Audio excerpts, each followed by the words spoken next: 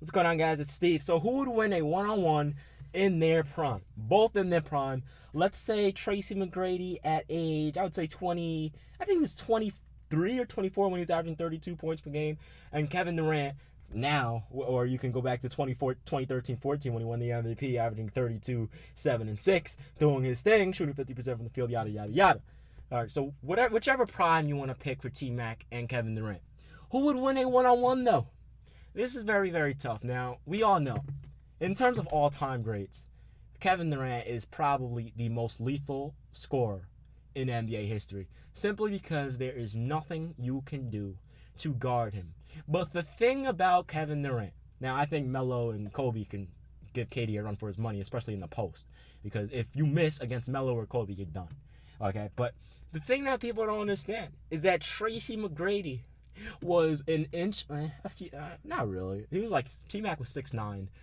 Kevin Durant's really, he's listed as 6'9", but let's be real, he's like 6'11", 7 foot.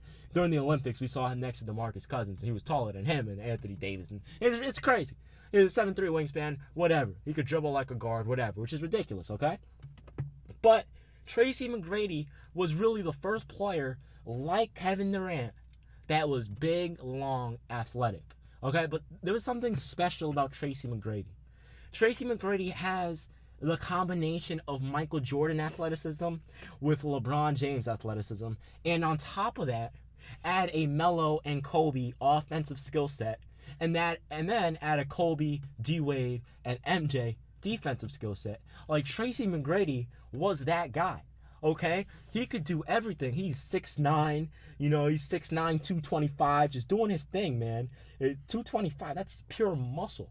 Okay, Tracy McGrady was a beast. He can shoot the basketball. He can post you up. He can size you up, face up, take you off the dribble, catch and shoot, pick and pop, pick and roll, cut to the basket, set screen. He could do everything on offense. Okay, whereas Kevin Durant, it's more of, okay, he can spot up and shoot, but where is he more lethal? One-on-one. Where is he more lethal? Off the dribble. Now, in the post, Kevin Durant struggles. Kevin Durant is not an elite post player like a Melo or like a Kobe or like a Jordan was, or even like a LeBron or Wade, where he's not elite in the post. However, Tracy McGrady could do everything offensively. Okay, whereas Kevin Durant would take you off the dribble, drive by you, dunk on you, or just shoot in your face, because there's nothing you can do. There would be nothing Tracy McGrady could do to stop Kevin Durant, because, again, supposedly they're the same height, okay? T-Mac maybe an inch shorter, supposedly, because some sites say he's 6'8", some say he's 6'9". He's between 6'8" and 6'9". Kevin Durant is listed as 6'9", but we know he's pretty much a 7-footer, okay? So we know this is the case. However, the crazy thing is that there's nothing you can do to stop KD, because he has that long 7'3" wingspan. So it doesn't matter if you put, a Kristaps Porzingis on him. Kevin Durant will shoot over him because he has the athleticism. And if KP starts blocking him, guess what? He's going to drive by him. Okay? You put T-Mac on him, play tight on him, KD's just going to shoot over you. He's just going to step back, and there's nothing you can do about it. He actually knows how to do Dirk Nowitzki's high knee fadeaway. But Tracy McGrady, man, his athleticism, his strength, his dribbling ability, his dunking ability, his just pure raw talent. It's just, these two are going to absolutely go back and forth. Back and forth. Like, for example, let's do some hypotheticals. Let's say, they shoot for ball. Who's going to get ball first? It's going to be luck. Whoever shoots first is going to get ball first, because most likely they're not going to miss. So let's say Kevin Durant gets ball first. What is he going to do? He's going to try and shoot over Tracy McGrady. He's going to try and take it easy at first. If he starts missing, he's going to try and drive to the basket. Okay, he's going to try and drive to the basket.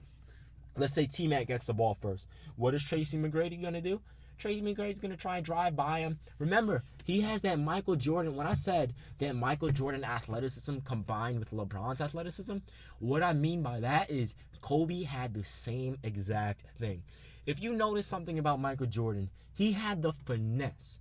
He was able to hang in the air and do extraordinary things with the basketball. Whereas LeBron James, he can't hang in the air as long as MJ, but he's powerful. Okay? And if you look at Kobe Bryant is a mix. Kobe had the power, but he also had the finesse in being able to hang in the air. LeBron can't do that, but Tracy McGrady could. Tracy McGrady was able to hang in the air, and explode with power. That's why I said a combination of a LeBron and of a Michael Jordan. Okay, KD, I would say he's more of a power dunker. I wouldn't say he has a finesse. He's too big and goofy to have the finesse thing, but he's still elite. Okay, so in terms of these two playing one on one, I honestly, I don't know. I wouldn't be able to put my money on anyone. Now, logically, a lot of people are gonna say, "Well, Steve, Kevin Durant is the most unguardable player in NBA history," and you're 100% right because there's nothing you can do about him. Okay, but there's different types of unguardable because let's say Kevin Durant. I think there are, I would say, 4 to 5 players that are equally unguardable. Okay, Michael Jordan, LeBron James, or should I say LeBron James, like Stephen A. Smith likes to say. Michael Jordan, LeBron James, Larry Bird, Kobe Bean Bryant, Carmelo Anthony, Dwyane Wade, Tracy McGrady, and Kevin Durant. Those are some of the most unguardable. Those are the most unguardable players in NBA history. Okay? Now, there's different types of unguardable because, again, if you look at a Melo, yeah, he may not be quick like when he was young. When he was young, he was just like LeBron and Kobe mixed, okay? He had the strength, the ball handling ability, he was quick and yada, yada, yada. He could take you off the dribble, he can shoot, he can pull up. Kobe could do the same thing in his prime. When those two were young, like 22, 23, unguardable. They're too quick, too strong, athletic, whatever. They can shoot, drive, do everything, okay? So even after their prime, their offensive skill set was so good that they just relied on one-on-one ISO ball in the post, which is what Melo's doing now, okay? Now, that's unguardable because you still can't stop him. And if you look at LeBron now, he's lost a step athletically. It's so obvious, right? Which is crazy because he's still probably the most athletic player in the world. But that shows how much of a freak he was in his prime. But LeBron is still unguardable because of his strength and his IQ. You see, there's different types of unguardable. Michael Jordan was unguardable because of his athleticism and his skill set in the low post. Okay? Now, when you have a Larry Bird, unguardable because of his skill set in the low post, his shooting ability, his IQ, his passing ability, him and LeBron, unguardable. The same exact ways. Okay?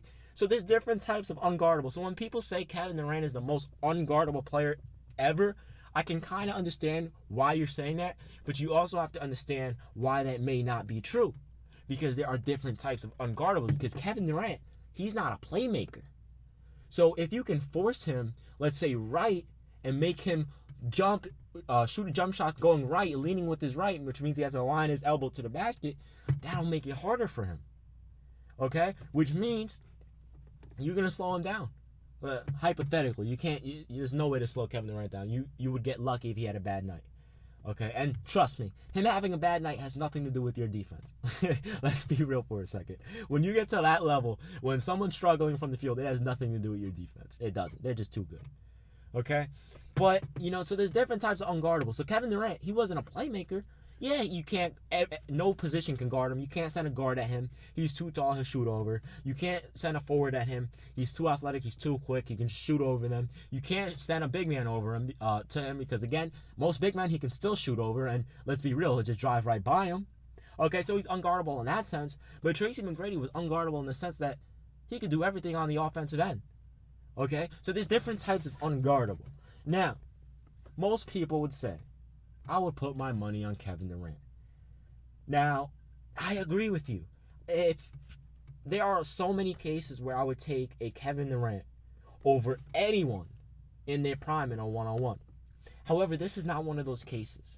When it comes to Larry, Melo, Kobe, MJ, a potential D-Wade in his prime. D-Wade has a real big height difference, but he was so athletic and good on defensive end, he might stand a chance. A LeBron James, and I think I said Kobe, and then Michael Jordan, Larry, Melo, Bird, T-Mac. I don't know if I would put my money on Kevin Durant so easily. Because to me, it's just like, they're all so good offensively that it'll just go on and off, back and forth.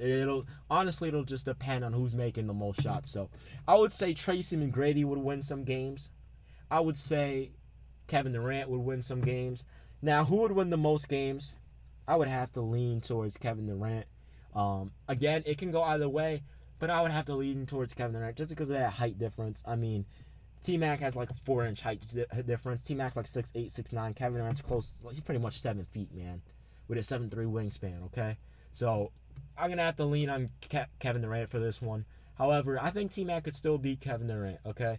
I just think if they play, let's say, a best out of 7, I think Kevin Durant would win. Okay, I think KD would win most games against pretty much every player in NBA history, which is crazy.